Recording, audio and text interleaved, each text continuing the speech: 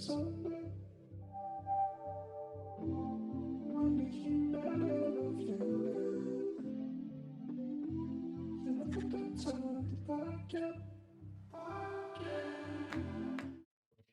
morning and welcome back to our coverage of the Run Rabbit Run 100 here.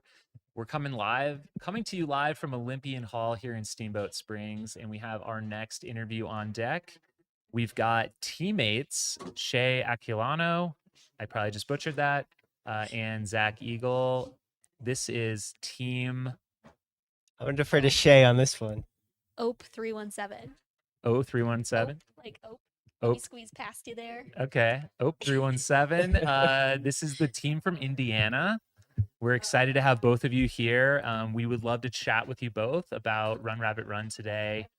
I understand that, Shea, you've been training in Colorado for the last couple months, specifically in preparation for this month or for this race, or just in general? A little of both. I'd love to move out here full time. Right now, I'm just crashing with some friends, the trail team, Andy and Carly Rempel. And so, yeah, super excited to finally be able to train in the mountains for once and working part time, trying to find a full time job out here so I can make it work. Right on. Zach, what about you? Sounds like you've made it out to Colorado a little bit this summer in training and prep for this. Yeah, I've been really fortunate. Spent a lot of time out here in Colorado. Really thankful everyone back at work. Full-time job back in Indiana, so just doing our best to make it work. You know, the training is not ideal and conducive to a mountain race back at home. So I had a blast this summer and excited. Like the race is kind of the reward for all of our hard work. So we're super stoked. Nice. Well, before we begin, would love to just ask both of you guys how you got into running and ultra marathons. I know both of you are, fairly young in the sport, so we'd just love to hear more about that. I get asked this a lot, and I honestly don't really know because I I played soccer in high school, and that was kind of it. Didn't run cross country or track at all. Kind of picked up running after my last season of soccer, my senior year of high school, and things snowballed very quickly. So Nice. here we are. Yeah, here we are. What about you? Yeah, so similar background. Grew up playing soccer. People think that, running these absorbent amount of miles is insane. But to me, like, it's a crazy story. Soccer, I always loved the running aspect at the end of practice. Everyone saw running as like punishment. And I'm like, this is the best part, we get to go run. And it's really the one part of my day I feel like I have complete control over. And one thing's led to the next. And, the 100's now the new marathon. So here we are. And just seeing what's possible and continue to test and have a great time. Nice. I know that Run Rabbit Run has a big prize purse. It's also been around quite a while. What drew you both into wanting to sign up for this race this year? Yeah, so I didn't realize there was a prize purse when I signed up. I actually signed up last year, but then was injured, so rolled it to this year. Just excited and grateful to have the opportunity to play around in the Steamboat Mountains. So yeah, that's the main goal, is to have fun and enjoy the journey. Have you been able to train on the course this year? A couple weekends ago, I was able to come out here and see parts of it, but not a whole lot. Mm-hmm. So a lot of it'll be fresh on race day. Oh yeah. That's part of the fun. Yeah. Mm-hmm. Yes, I've relied on Shea for any course intel.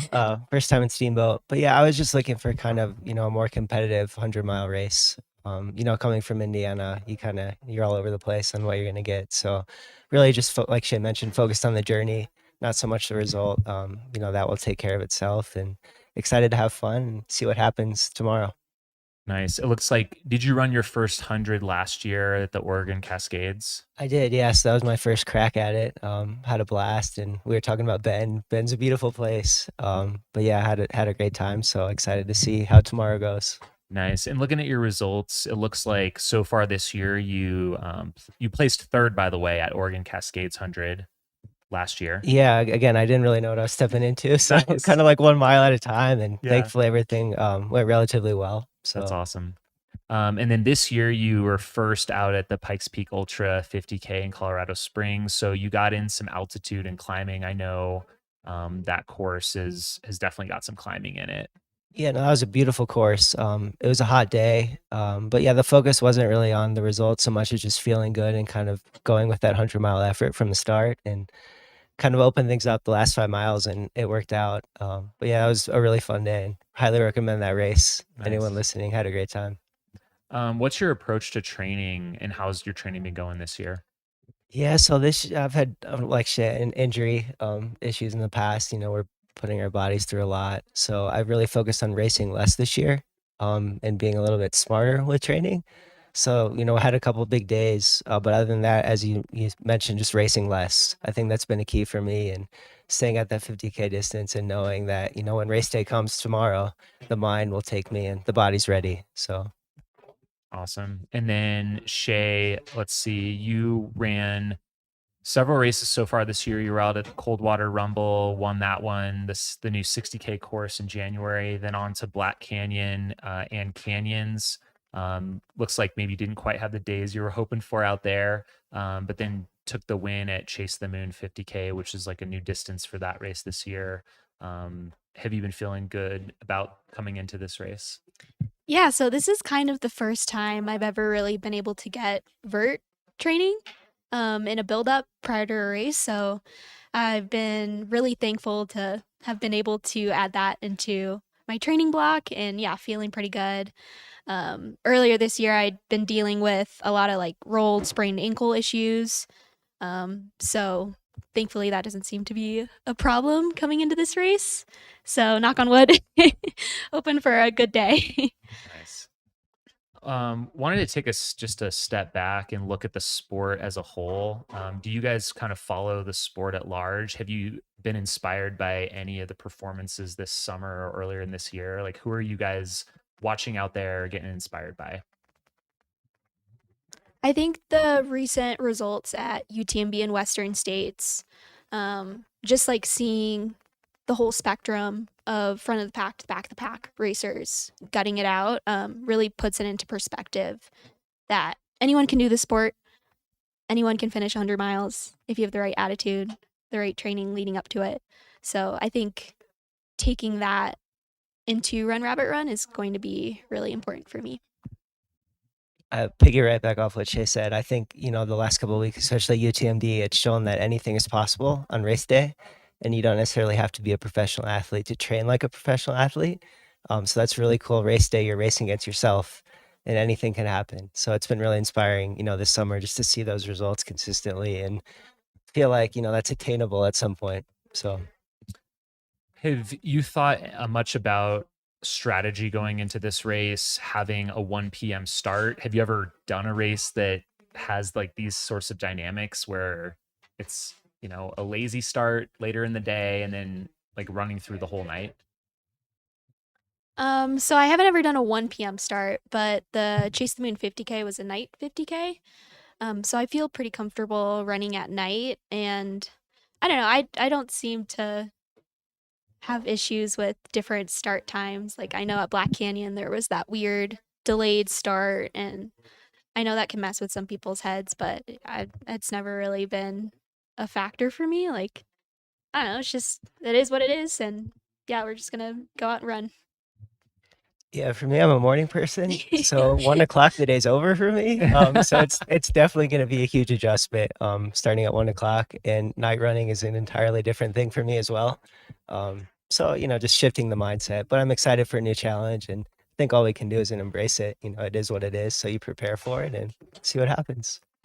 Have you guys utilized pacers at any of your other races, like the hundreds that you've done, or for the one that you did? Yeah. I know that this race for the Hares, like there's no pacers. It's kind of more of the international model. I think we're a little unique in America that we have pacers.